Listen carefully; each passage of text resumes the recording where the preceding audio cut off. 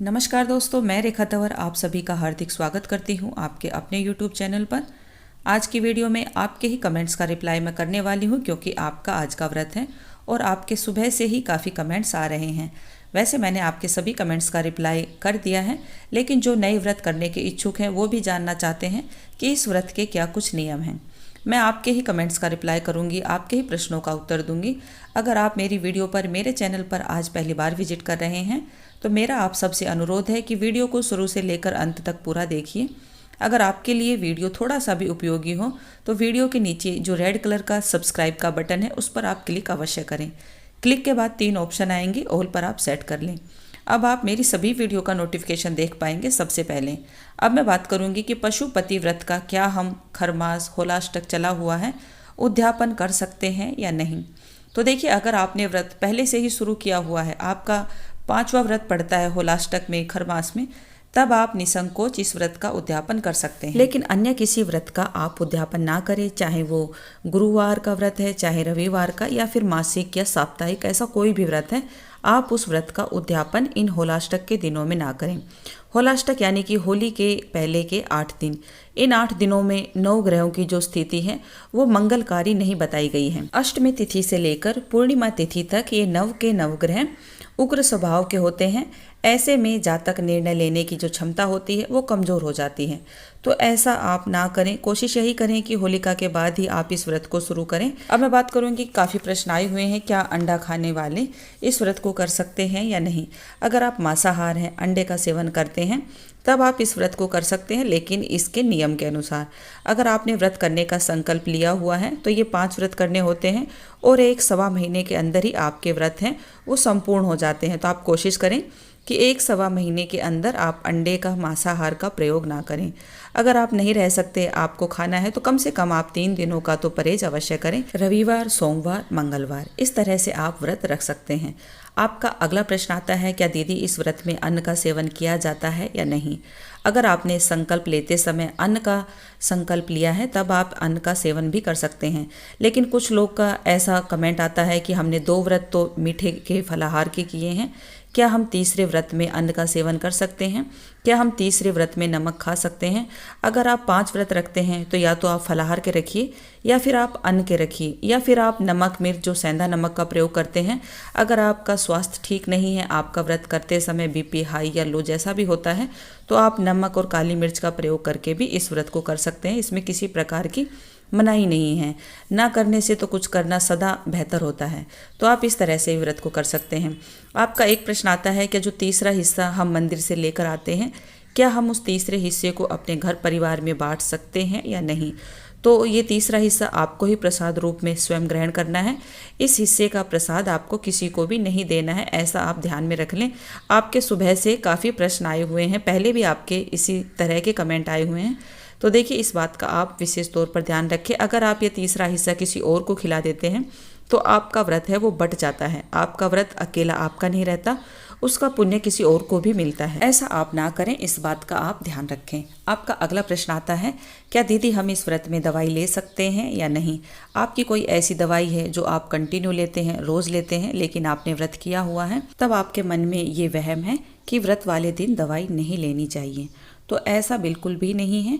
आप सुबह पूजा करने के बाद कुछ दूध, चाय, फ्रूट्स लेने के बाद आप अपनी दवाई को ले सकते हैं, और ऐसा ही आप शाम के समय भी कर सकते हैं। शाम की पूजा करने के बाद शाम के समय जो फलाहार आप ग्रहण करेंगे उसके बाद भी आप अपनी दवाई को ले सकते हैं। इसमें किसी प्रकार का कोई दोष नहीं है, कोई मनाही नहीं है। आपका अगला प्रश्न आता है, क्या दीदी शाम के समय अभिषेक करना जरूरी है। अगर शाम के समय अभिषेक ना करें तो क्या हमारा व्रत पूर्ण माना जाएगा या नहीं। क्योंकि शाम के समय काफ़ी जगह पर मंदिरों में भोलेनाथ का श्रृंगार कर देते हैं, उन्हें वस्त्र पहना देते हैं। तो क्या वस्त्र पहनाए हुए पर हम अभिषेक करेंगे तो क्या यह ठीक है। अगर आपके मंदिर में शिवलिंग का श्रृंगार कर दिया है तब आप दीपक लगा लें, प्रसाद है वो अर्पित कर दें, जो भी पूजा है आप अपनी वो संपन्न कर लें। बिना अभिषेक के भी आप इस व्रत को संपूर्ण कर सकते हैं। ऐसा जरूरी नहीं है कि प्रदोष काल में आप अभिषेक करेंगे तभी आपकी पूजा मान्य होगी। अगर आप अभिषेक करते हैं तो अवश्य करिए, क्योंकि प्रदोष काल के समय शिव जी की पूजा सर्वोत्तम पूजा मानी जाती है। अगर आप नहीं कर पाते हैं तो प्रदोष काल के समय आप कुछ पूजा कर लें, शिव मंत्रों का आप जाप कर लें, दीपक लगा लें, ये भी पूजा आपकी स्वीकार होती है। इस तरह से आप अपनी पूजा को संपन्न कर सकते हैं। एक प्रश्न आता है, क्या मैं अपने बच्चे के लिए इस व्रत को कर सकती हूँ? बिल्कुल, आप अपने बच्चे के स्वास्थ्य के लिए, उनकी विद्या और पढ़ाई के लिए भी आप इस व्रत को कर सकते हैं। शीघ्र विवाह के लिए, आप अपने स्वयं संतान प्राप्ति के लिए भी इस व्रत को कर सकते हैं। आपका अगला प्रश्न है, जो दान दक्षिणा देनी होती है वो कौन से सोमवार को दें और दान दक्षिणा में हमें क्या क्या देना होता है? दान दक्षिणा में वही खाने पीने का कच्चा सामान दिया जाता है, वो पंडित जी को देना होता है, जिसमें आटा, दाल, चावल, घी, गुड़, नमक, मिर्च, हल्दी, कुछ रुपए पैसे और एक पानी वाला नारियल। ये सभी चीज़ें आपको एक पंडित जी को देनी होती है। आप चाहें तो अपनी सामर्थ्य के अनुसार ये सभी चीज़ें आप पंडित जी को कम ज़्यादा जितनी आपकी सामर्थ्य है उसके अनुसार आप रख सकते हैं।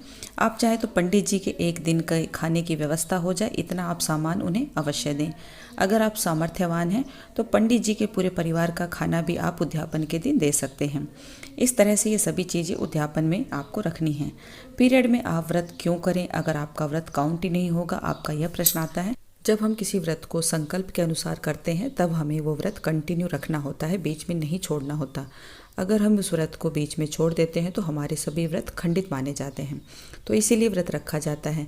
व्रत वाले दिन, जिस दिन आपका पीरियड्स आया हुआ है, तब आप शुद्ध सात्विक खाना खा सकते हैं। उस दिन आप दीपक ना लगाएं, न ही आप अभिषेक करें, न ही आपको फलाहार के 3 हिस्से करने हैं। इस तरह से आपको मासिक धर्म में व्रत रखना है। और वैसे मैंने आपको पहले से ही सेपरेट वीडियो दिया हुआ है कि मासिक धर्म में हम व्रत कैसे करेंगे। आप मेरी किसी भी वीडियो के नीचे अगर चेक करेंगे लिंक तो आपको मिल जाएगा। मैं सभी वीडियो के नीचे अपनी पशुपति व्रत से ऑल वीडियो के लिंक में लगा कर रखती हूँ, ताकि आपके सभी प्रश्न का आंसर आपको मिल जाए। आपका सुबह भी प्रश्न आया हुआ था कि दीदी अगर एक भी बेलपत्र ना मिले तब हम क्या करें? मैंने बेलपत्र की एक स्पेशल वीडियो बना के रखी हुई है। अगर आपको 108 बेलपत्र नहीं मिलता है, एक भी बेलपत्र नहीं मिलता है, तब आप अपनी पूजा को किस प्रकार से संपन्न करेंगे। अगर आपको एक भी बेलपत्र नहीं मिलता है तब आप चांदी का बेलपत्र बनवाकर शिवलिंग पर अर्पित करें। इससे भी आपको बिल्कुल 108 बेलपत्र चढ़ाने जितना ही फल आपको मिलेगा। ये छोटी छोटी महत्वपूर्ण जानकारी थी जो मैंने आप सभी को देनी थी। इसके अलावा आपका फिर भी कोई प्रश्न रहता है तो मेरी पूरी कोशिश होगी आपके सभी के कमेंट का रिप्लाई मैं कर पाऊँ।